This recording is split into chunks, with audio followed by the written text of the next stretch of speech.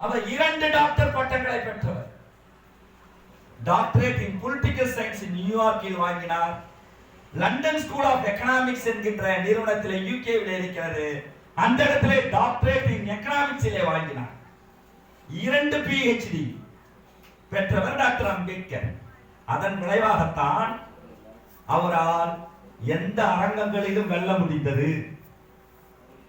எந்த உலக அவைகளிலும் அவரால் வெல்ல முடிந்தது. அதைத்தான் இந்த நூலகம் உருவாக்க போகிறது.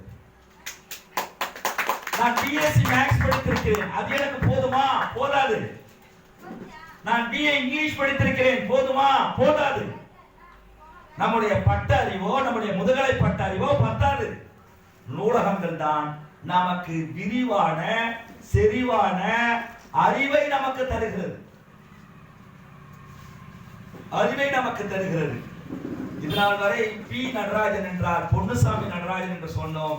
இனி பி நடராஜன் என்றால் கொம்பூர் நடராஜன் என்று வாழ்நாள் முழுவதும் அவர் பாராட்டார்.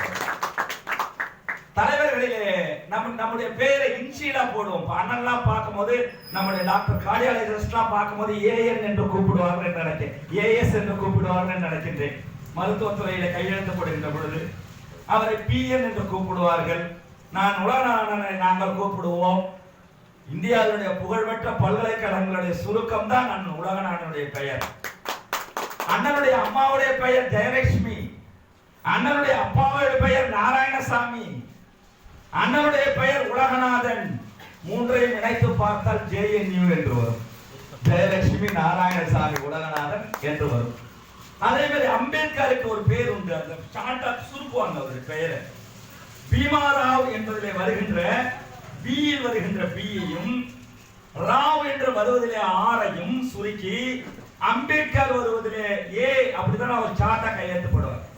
B.R.A என்று எழுதுவார். ஷார்ட் சைன் போடுகிற போது பீமாராவ் அம்பேத்கர் என்பதை BRA என்று எழுதுவார்.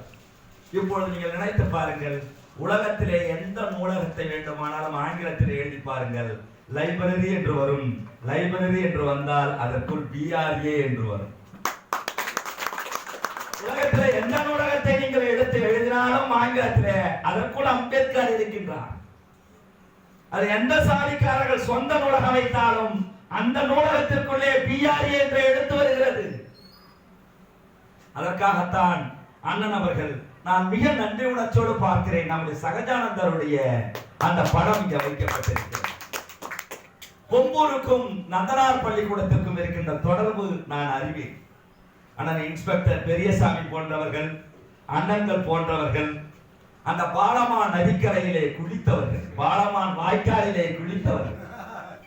இந்த பாலமான் வாய்க்கால ஒன்று தண்ணி அப்படியே சில்லு என்று அப்படியெல்லாம் ஒன்று ஓட குளித்தவர்கள். அந்த அப்படியே அந்த ஈரத்தலையோடு வந்து ஸ்டெடி ரூமிலே உட்கார்ந்தவர்கள், அடி வாங்கியவர்கள், படித்தவர்கள். இன்னைக்கு நந்தனார் பள்ளிக்கூடம் ஒன்றை குறித்து வைத்துக் கொள்ளுங்கள். வட தமிழ்நாட்டில் குறிப்பாக தலித்துகளின் கேம்பிரிட்ஜ் பல்கலைக்கழகம் என்றால், ஆக்ஸ்போர்ட் பல்கலைக்கழகம் என்றால் நம்முடைய சிதம்பரத்தினுடைய நந்தனார் பள்ளிக்கூடம். ஆனால் கார்டியாலஜிஸ்ட் அங்க படித்தவர் தான் என்று நான் அறிந்திருக்கிறேன். கலெக்டர் தங்கராஜ் அங்க படித்தவர், பொன்னுச்சாமி என்கின்ற IAS அங்க படித்தவர். பொம்பூருக்கு என்ன பெருமை, யார் பார்த்தாலும் கேட்பார்கள், பொம்பூரா? ஓ, கண்ட்ரோலர் ஆஃப் டிஃபென்ஸ் அக்கவுண்ட்ஸ். பாருங்க எவ்வளவு இவங்க எல்லாம் இந்த நந்தனார் ஸ்கூலுக்கு போற அழக பார்க்கணும். அது என்ன அழகு தெரியுங்களா? அந்த பஸ் ஸ்டாண்ட்ல இறங்கி அந்த பச்சை கலர் பொட்டிய தலையில தூக்கிக்கிட்டு அப்படியே வரிசையா போவாங்க. அது ரொம்ப எல்லாருக்கும் கை வாய் வந்திருக்கும். ஹாஸ்டல் பசங்களா வாய் வந்திருக்கும். சிறண்டா எல்லாமே டாக்டர்கிட்ட போய் நின்னா என்ன கேட்பாங்க? டெர்மட்டாலஜிஸ்ட் போய் நின்னா நந்தனார் ஸ்கூலா, கண்டாசோரா அப்படி என்று. ஆனால் இன்றைக்கு அவர்கள் தான் இன்றைக்கு கார்டியாலஜிஸ்டாக வந்திருக்கிறார்கள், டென்டிஸ்டாக வந்திருக்கிறார்கள், IAS அதிகாரிகளாக வந்திருக்கின்றார்கள். நம்முடைய அம்மா என்ன சொல்வார், நம்முடைய அப்பா என்ன சொல்வார்? எவ்வளவு வறுமையாக இருந்தாலும் படித்துக்கொள் என்று சொல்வார், எப்படியாச்சும் படிச்சுன்னு சொல்வார்.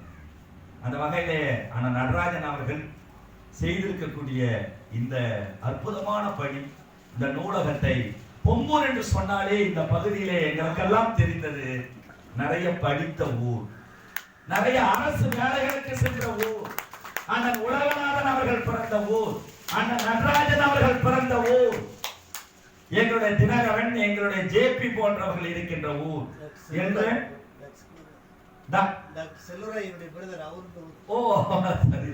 அந்த மாதிரி வந்திருக்கிறாங்க. அந்த வகையில டாக்டர் அம்பேத்கருக்கு மிக பிடித்தமானது படிப்போம். படிப்பை தவிர வேற என்ன நமக்கு மிகப்பெரிய ஆதாரம் இருக்கிறது? இந்த நூலகத்திலே நான் பார்த்தேன், ஏராளமான பழைய புத்தகங்களை அன்பளிப்பாக கொடுத்திருக்கிறார். ஏனால் அறிவில் என்பது அறிவில் பழையது என்பது இல்லை, ஞானத்தில் பழையது என்பது இல்லை. அந்த புத்தகங்கள் தான் பழையதை தவிர அறிவு பழையதல்ல. அறிவு பழையதல்ல. நம் கிராமத்து இளைஞர்கள் இந்த நூலகத்தை மிக அதிகமாக பயன்படுத்த வேண்டும். ஏனென்று சொன்னால் இப்பொழுது செல்போன் வந்துவிட்ட காலத்தில் யாரும் படிப்பது கிடையாது. ஜம்போ லகிரி என்கின்ற ஒரு எழுத்தாளன் சொல்கிறான், ஜம்போ லகிரி என்ற ஒரு எழுத்தாளன் சொல்கிறான், நேற்று இரவு ஒரு மணிக்கு நான் புத்தகம் படித்துக் கொண்டிருந்த பொழுது ஒரு ஆங்கில புத்தகம், பிளாக் சாயில் என்கின்ற ஒரு கரிசல் என்கின்ற ஒரு புத்தகம், எழுத்தாளர் பொன்னிலன் அவர்கள் எழுதிய புத்தகம். அவருடைய பேத்தி ஊட்டி நீல்கிரிஸ் மெடிக்கல் கல்லூரியிலே அசிஸ்டன்ட் ப்ரொஃபசர் ஆஃப் அப்செட்டிக்ஸ் அண்ட் கைனகாலஜியாக இருக்கிறார். அவர் அதை பிளாக் சாயில் என்று மொழிபெயர்த்திருக்கிறார். அது சசி தரூரால் ஃபோர்வேர்ட் செய்யப்பட்டது. அந்த புத்தகம் படித்துக் கொண்டிருக்கிற போது லம்போ லகிரி என்கின்ற ஒரு ஃபேமஸான ஒரு ரைட்டர் எழுதுகிறார், உலகத்திலே நீங்கள் அமெரிக்காவுக்கு போக முடியும், உலகத்திலே ரஷ்யாவுக்கு போக முடியும், சீனாவுக்கு போக முடியும், இங்கிலாந்துக்கு போக முடியும், உங்கள் கால்களை அசைக்காமலேயே. உங்கள் கால்கள் இருந்த இடத்தில் அப்படியே இருந்து கொண்டிருக்கும், அது நகர வேண்டாம். ஆனால் உலகத்திலே எந்த இடத்திற்கு வேண்டுமானாலும் நீங்கள் போக முடியும். அதுதான் புத்தகங்கள் செய்யும் ஆச்சரியம் என்று சொன்னார். பொம்பூரிலிருந்து இங்கிலாந்துக்கு செல்லுங்கள், பொம்பூரிலிருந்து அமெரிக்காவுக்கு செல்லுங்கள், பொம்பூரிலிருந்து ரஷ்யாவுக்கு செல்லுங்கள். டாக்டர் அம்பேத்கர் ஒரே ஒரு முறைதான் அழுதிருக்கிறார். அவர் அழுது பார்த்து காற்று அவருடைய கண்ணீரை பார்த்தது ஒரே ஒரு முறை. பள்ளிக்கூடத்திலே அவரை ஓரமாக நிற்க வைத்தார்களே, அப்பொழுதா? இல்லை. அவர் 2 டாக்டர் பட்டம் வாங்கி வந்த பிறகும் அவருக்கு பியூன் தண்ணீர் கொடுக்க மறுத்து விட்டானா? அப்போதா? இல்லை. அவர் 1952 முதல் பொது தேர்தலிலே பாண்ட்ரா தொகுதியிலே பம்பாயிலே அவருடைய உதவியாளரே நிற்க வைத்து தோற்கடித்தார்களா? அப்பொழுதும் இல்லை. அவருடைய மகன் இறந்து விட்டான் என்ற செய்தி நியூயார்க்கிலிருந்து வந்த பிறகு அவருக்கு சொல்லப்பட்டதே, அப்பொழுதா? அப்பொழுதும் இல்லை. டாக்டர் அம்பேத்கர் ஒரே முறைதான் எழுதியிருக்கிறார். அது எப்பொழுது என்றால், அவர் அமெரிக்காவிலே படித்து முடித்துவிட்டு, லண்டனிலே படித்து முடித்துவிட்டு, அவர் கஷ்டப்பட்டு வாங்கிய புத்தகங்களை எல்லாம் ஒரு கப்பலிலே ஏற்றி அனுப்பி, 2 கப்பலிலே ஏற்றி அனுப்பிவிட்டு இந்தியாவுக்கு வருகிறார். புயலிலே ஒரு கப்பல் மூழ்கி விட்டது. அந்த செய்தி அவருக்கு கிடைத்தவுடனே இவர் காத்து கொண்டிருக்கின்றார். நாம் வாயை கட்டி வயிறை கட்டி சாப்பிடாமல் வாங்கி குவித்த அந்த முக்கியமான புத்தகங்கள் வரப்போகிறது என்று பம்பாய் துறைமுகத்திலே அம்பேத்கர் காத்து கொண்டிருந்த பொழுது அவருடைய புத்தகங்கள் ஏற்றி வந்த ஒரு கப்பல் புயலிலே மூழ்கிவிட்டது என்று செய்தி வந்த போதுதான் அவர் ஐயோ என்று நெஞ்சில் அடித்துக் கொண்டு அழுதார். அவர் சொன்னார், அது புத்தகம் அல்ல, பொம்பூரின் விடுதலை. அது புத்தகம் அல்ல, பொம்பூரின் சமத்துவம். அது புத்தகம் அல்ல, பொம்பூரிலிருந்து இந்த இளைஞர்களை ஏற்றி விடுகின்ற ஏணி. அத்தனை ஏணியும் முழுகிவிட்டதே, அத்தனை தோணியும் முழுகிவிட்டதே. இருட்டிலே இருக்கின்ற எங்கள் மக்களுக்கு நான் நெருப்பை எடுத்து வந்தேனே, அந்த நெருப்பை இந்த நீலக்கடல் குடித்து விட்டது என்று அவருடைய கண்களில் அப்பொழுதுதான் கண்ணீர் வந்தது. அம்பேத்கருக்கு தெரிந்து கொள்ளுங்கள், சிலை வைத்தால் அவருக்கு பிடிக்காது. சிலை வழிபாட்டை கடுமையாக எதிர்த்தவர். அவருக்கு எது பிடிக்கும் என்று சொன்னால், பொம்பூரிலே நீங்கள் அமைத்திருக்கிறீர்களே, இந்நேரம் அம்பேத்கர் மும்பையிலே இருக்க மாட்டார், தாதரிலே இருக்க மாட்டார். நீங்கள் சுத்தி பாருங்கள், எங்கேயாவது அம்பேத்கர் நின்று கொண்டிருப்பார்.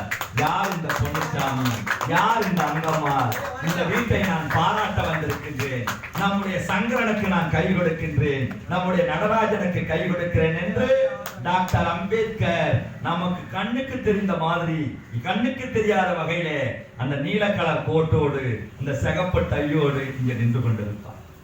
அந்த வகையிலே ஒன்றை மட்டும் நாம் தெரிந்து கொள்வோம். இன்றைக்கு புத்தாண்டு என்று சொல்கிறார்கள். அதில் இது புத்தகத்தின் ஆண்டு. ஏப்ரல் 14 என்பது புத்தாண்டு கிடையாது. இது புத்தகத்தின் ஆண்டு. இது புத்தகத்தின் ஆண்டு. நாங்கள் ஆண்ட பரம்பரை என்கின்ற திமிரு எங்களுக்கு எப்பொழுதும் கிடையாது. ஆனால் நாங்கள் ஞான பரம்பரை என்கின்ற திமிரு எங்களுக்கு உண்டு.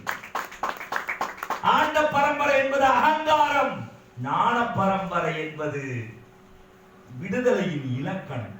அந்த வகையில் தான் இந்த நூல்கள், இந்த அறிஞர்கள் பொம்பூரிலே வந்து காத்து கிடக்கிறார்கள். ஏற்கனவே உலகம் பொம்பூரிலே இருக்கிறது. மீண்டும் பல உலகங்கள் பொம்பூருக்கு வருகிறது, வந்திருக்கின்றன. அந்த உலகங்களை எல்லாம் பாராட்டி விடைபெறுகின்றேன். நன்றி.